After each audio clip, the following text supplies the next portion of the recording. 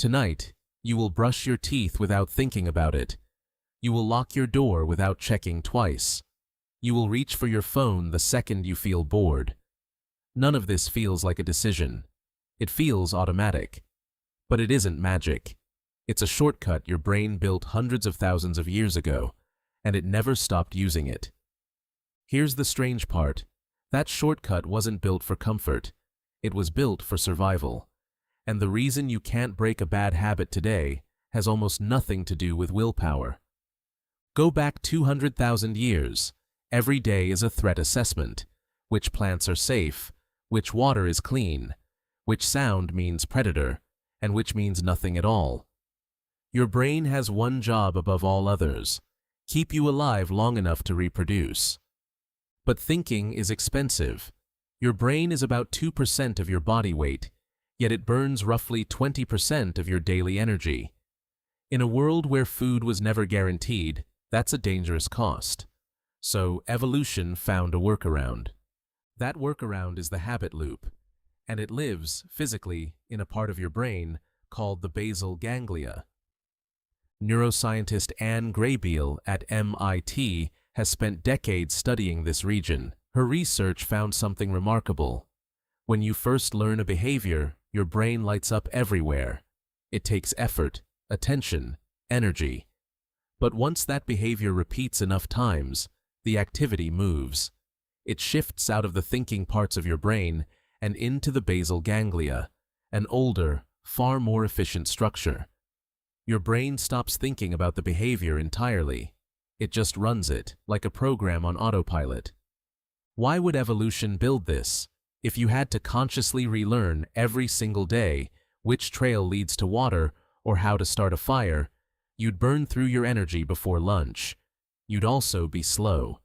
And slow, with predators around, is often fatal. Automatic behavior meant speed. It meant your conscious mind stayed free for new threats, not solved ones. Habits were never a personality flaw. They were an energy-saving survival algorithm. So why does this matter now? Because your brain hasn't updated the software. You're not on the savannah. You're living in a world of endless notifications, engineered food, infinite entertainment. Psychologist Wendy Wood at the University of Southern California and her findings challenge what most people assume about self-control. Her research found that roughly 40% of what people do every day isn't conscious decision-making at all. It's habitual, automatic, running quietly while you believe you're choosing. 40%. Nearly half your day isn't you deciding. It's old code executing. Here's what should unsettle you. Wood's research shows habits aren't primarily driven by willpower. They're driven by context, cues in your environment, the couch, the charger by your bed. Remove the cue, and the habit often disappears, no discipline required. Keep the cue, and even strong motivation tends to lose. This is why just try harder rarely works long-term. You're not fighting laziness. You're fighting an ancient survival circuit that was never built to negotiate with your conscious mind. So how long does it take to build one of these loops? There's a popular myth that habits form in 21 days. It's repeated everywhere. It isn't true. The real research comes from psychologist Philippa Lally at University College London, who tracked people building new habits, like drinking water after breakfast. What she found was messier and more human than 21 clean days. On average, it took 66 days for a behavior to become automatic, but the range stretched from 18 days to over 250, depending on complexity. What does that tell you? The discomfort you feel building a new habit isn't failure. It's your brain still routing the behavior through its expensive conscious pathway. Every repetition wears that groove a little deeper. That resistance you feel? Not weakness. Neurology under construction. Your ancestors didn't just build habits around safety. They built them around each other. Shared rituals around food, fire, and sleep weren't just cultural. They were coordination tools.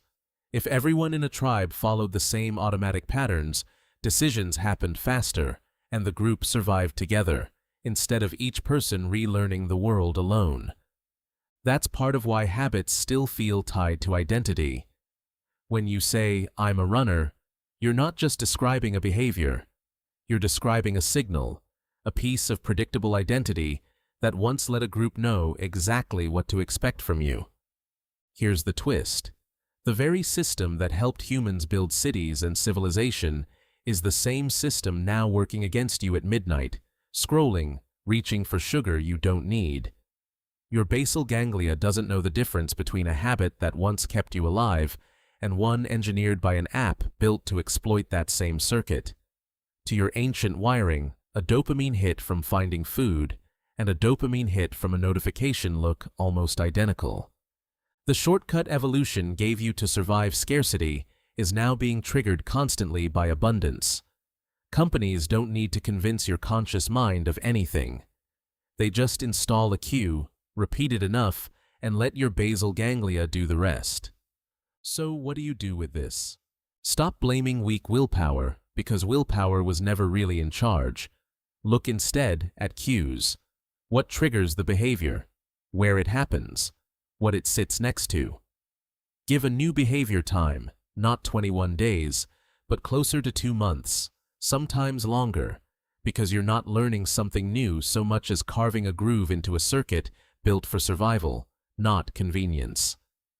And maybe you start seeing your habits differently, not as flaws to fix, but as evidence of exactly how human you are.